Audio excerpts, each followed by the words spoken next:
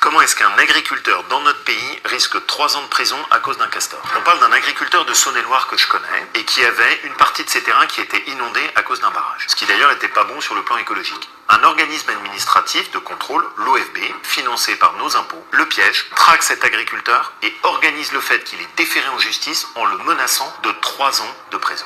Un certain nombre de ces agents ont comparé nos agriculteurs à des dealers. Comme j'aimerais que les dealers de drogue soient dans notre pays aussi contrôlés que nos agriculteurs. Si les agriculteurs veulent témoigner dans leurs commentaires de ce qu'est leur réalité, ça permettra à tout le monde de mesurer ce harcèlement administratif. Et notre objectif, c'est de supprimer l'OFB, qui est un organisme qui vient contrôler les agriculteurs avec un pistolet à la ceinture. Alors qu'ils nous nourrissent, alors que c'est grâce à eux qu'on a nos paysages. C'est pas là où sont les délinquants. Nos agriculteurs, c'est une fierté pour notre pays. Et ce qu'il faut arrêter, c'est cette folie administrative. Donc bonjour à tous. J'ai pris un petit exemple d'un homme politique bien connu, Laurent Wauquiez. C'est pareil pour d'autres, hein. On a des manœuvres comme ça de gens de d'autres partis, que ce soit du parti Emmanuel Macron ou ça peut être certains mouvements écologistes, certains mouvements, élus, pardon, de la France Insoumise ou du Rassemblement National ou du parti de Zemmour. J'ai pris un exemple, hein, mais on peut retrouver ça chez d'autres intervenants politiques. Je l'ai vu chez d'autres intervenants où ils prennent un petit bout comme ça du sujet, hein. Alors, soit ils connaissent rien en agriculture, certains connaissent un petit peu, ils savent quand même la misère qu'il y a dans nos campagnes et l'effondrement total du modèle agricole français, puisqu'à l'instant où je parle, on doit être autour de 280 000 exploitations agricoles en France, et on va descendre à 150 000 très rapidement, ça va pas mettre longtemps. Donc, ils préfèrent détourner le sujet. Vous avez vu ce que je vous ai fait écouter? La manœuvre, lui, il sait très bien ce qu'il fait. C'est un politicien.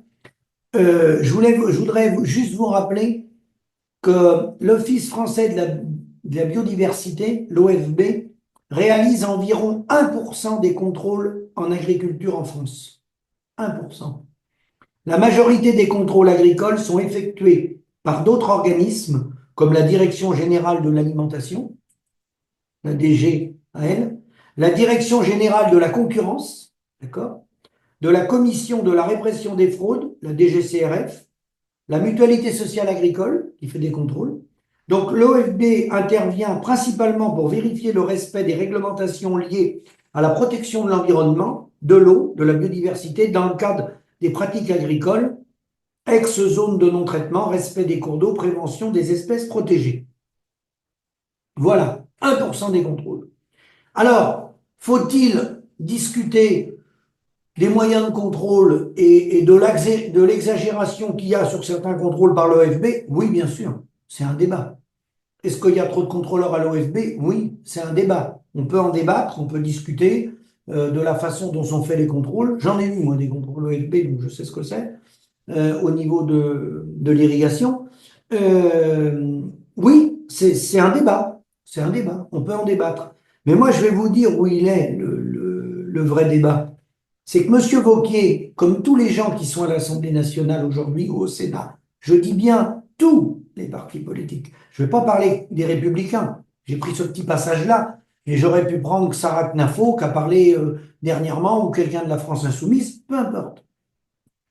L'enjeu aujourd'hui, l'effondrement agricole, c'est que l'agriculteur, sur une base de 100, il faudrait qu'il ait 40% de marge, 22 à l'industrie, 22 à la grande distribution et 16 dans la logistique. Voilà ce qu'il faut pour redresser le pays, récupérer notre souveraineté alimentaire, recréer des emplois sur les territoires. 40, 22, 22 et 16. C'est une cote mal taillée, hein. On peut faire 25 pour l'agroalimentaire et moins pour la grande distribution. Voilà, c'est un schéma. Et ça n'a rien à voir avec les 1% de contrôle de l'OFB. Hein. Car 40% de marge pour l'agriculteur, c'est reconnaître le travail de l'agriculteur, le reconnaître pour le travail qu'il rend à la société, alimentation, entretien des territoires. 40%, c'est probablement commencer à appréhender l'assurance l'homme-clé. Puisqu'un agriculteur aujourd'hui, quand il est malade ou qu'il se fait opérer ou il a un accident, on a droit à 30 € par jour. Vous voulez qu'on se fasse remplacer comment avec 30 euros par jour? Un agriculteur, en moyenne, ça dépend des périodes et autres, mais ça fait de 50 à 80 heures semaine. Donc, 30 euros par jour. Vous allez mettre 2 salariés, ça fait 70 heures. Ça va à peu près combler dans l'élevage, à peu près. Parce que le temps, les amplitudes horaires sont tellement importantes que c'est même pas évident. 30 euros par jour. Voilà. Donc, voilà la situation. Donc, que M. Wauquiez travaille sur les 6,50 € qui revient, qui est la part de la matière première dans un caddie de 100 euros, qui nous parle des 6,50 €, que c'est un problème, mais qui ne nous parle pas des 1% de contrôle de l'OFB, même s'il y a des choses à revoir. S'il y a des contrôleurs qui font du zèle, ça on est d'accord. Mais c'est pas ça qui fait descendre la paysannerie. Dans un puits sans fond, 40% aux agriculteurs, c'est peut-être, parce que c'est minimum ça, rien que ça, on récupérera pas les retards. C'est peut-être commencer à appréhender, Monsieur Wauquiez, le coût du capital. Car en agriculture, on ne sait pas calculer le coût du capital. C'est revoir le modèle fiscal, 40% de marge. Sans revoir le modèle fiscal, c'est même pas la peine de discuter. Tout repartira à la mutualité sociale agricole et aux impôts. C'est une gestion des volumes, évidemment, pour assurer les emplois sur les territoires. Pourquoi une gestion des volumes? Parce que s'il n'y a pas de gestion des volumes, on va faire des fermes gigantesques. Et là, il faut une gestion des volumes avec un modèle d'exploitation familiale, hein, voilà, pour répondre au PAT, aux projets alimentaires territoriaux. Il faut garder des fermes moyennes, petites, autour des communes, autour des métropoles, avec des magasins de producteurs. Et là, on va recréer de l'emploi. Parce que moins on va agrandir les fermes, plus on aura d'emplois, moins il y aura d'impact sur l'environnement, moins il y aura d'impact sur l'ensemble de l'activité, sur le réseau routier, sur tout ça. Bon, parce que quand on concentre les fermes, on sait ce que ça donne. Donc, hein, on fait des usines et on sait ce que ça donne. Donc, c'est vraiment revoir totalement le modèle. C'est un modèle pour nos jeunes qui tient compte des spécificités agricoles. Les spécificités agricoles, ça veut dire quoi?